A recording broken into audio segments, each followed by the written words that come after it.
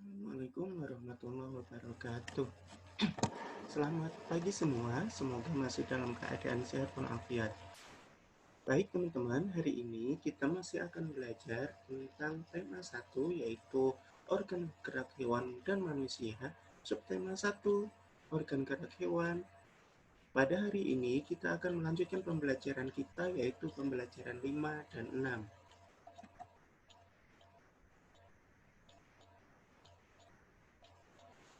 Alat gerak pada hewan vertebrata dan invertebrata. Hewan dikelompokkan menjadi dua kelompok besar, yaitu hewan vertebrata atau hewan bertulang belakang dan hewan invertebrata atau avertebrata atau hewan tidak bertulang belakang. Hewan vertebrata memiliki alat gerak seperti kaki, sayap, ya, otot perut, kaki, dan lain sebagainya. Contoh dari hewan vertebrata antara lain kelinci, kucing, paus, ayam, ular, ikan mas, dan katak. Hewan vertebrata dikelompokkan menjadi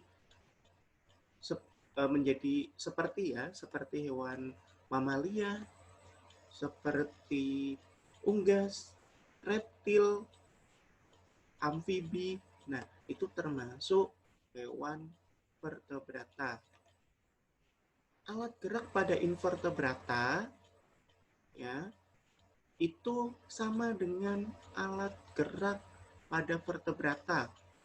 Ada menggunakan otot perut, ada menggunakan kaki, ada menggunakan sayap. Ya. Nah, contoh dari hewan invertebrata yaitu cacing. Cacing alat geraknya menggunakan otot perut sama seperti ular, ya. Sayap. Kalau hewan vertebrata contohnya burung.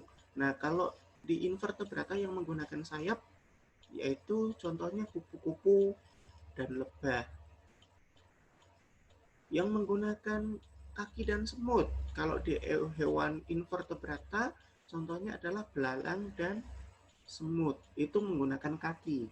Kalau di hewan vertebrata contohnya adalah ada kuda, ada kerbau dan sebagainya. Nah, berarti itu hampir sama ya, hampir sama, hanya yang membedakan hewan vertebrata itu memiliki tulang belakang, hewan invertebrata atau avertebrata itu tidak memiliki tulang belakang.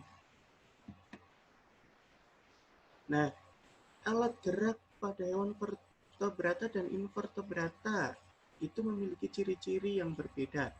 Nah, ciri-cirinya kalau vertebrata memiliki tulang belakang, memiliki bagian tubuh yang umum seperti kepala, leher, dan badan, memiliki alat pencernaan yang memanjang mulai dari mulut sampai alat pembuangan, memiliki bentuk tubuh yang simetri bilateral jika tubuh hewan dibelah akan menunjukkan dua sisi simetris yang sama. Kalau hewan invertebrata cirinya bagaimana? Satu, tidak memiliki tulang belakang, memiliki anatomi tubuh yang masih sederhana, memiliki alat pencernaan yang masih sederhana, memiliki bentuk tubuh simetri bilateral atau simetri radial, yaitu bagian tubuh dalam susunan melingkar di sekitar poros tengah. Itu adalah ciri-ciri perbedaan dari hewan vertebrata dan invertebrata.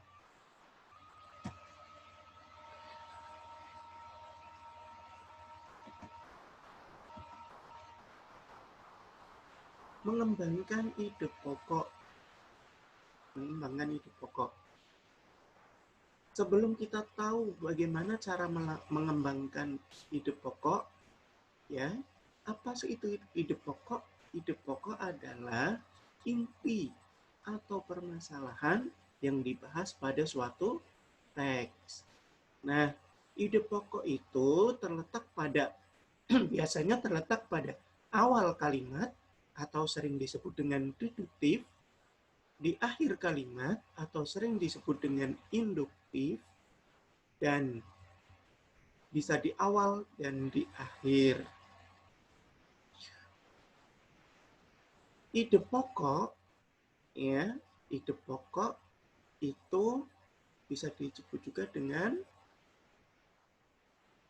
kalimat pokok, ya. Nah, kalimat pokok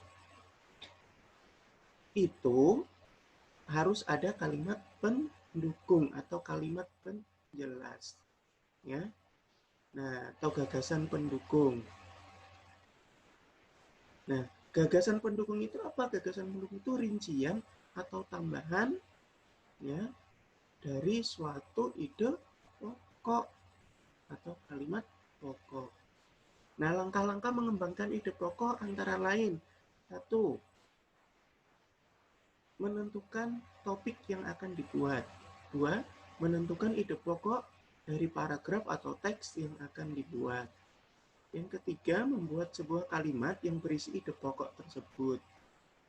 Yang keempat, mengembangkan kalimat dan ide pokok tersebut menjadi beberapa kalimat.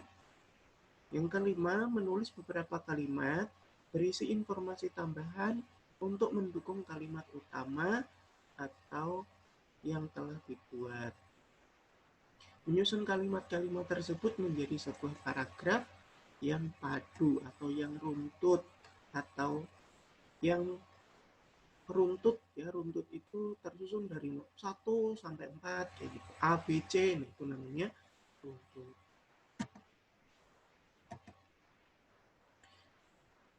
Jenis-jenis gambar ilustrasi.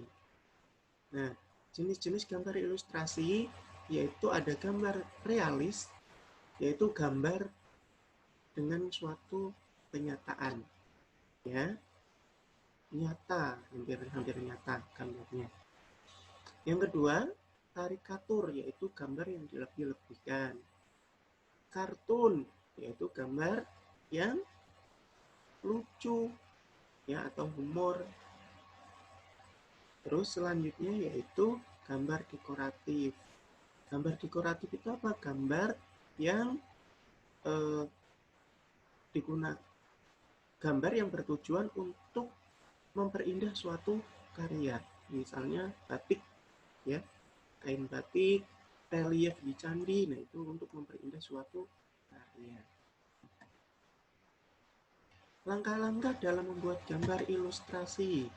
1. Menentukan tema dulu, ya. Yang kedua, membuat gambar atau sketsa. Nah, membuat sketsa itu biasanya menggunakan pensil, ya. Terus yang ketiga, mewarnai gambar. Mewarnai gambar ini bisa menggunakan spidol, bisa menggunakan cat air, ya, dan lain sebagainya yang bisa digunakan untuk mewarnai suatu karya atau gambar. Demikian teman-teman pembahasan untuk pagi hari ini. Mudah-mudahan bisa dimengerti, mudah-mudahan bisa dipahami. Akhirnya dari saya cukupkan. Assalamualaikum warahmatullahi wabarakatuh.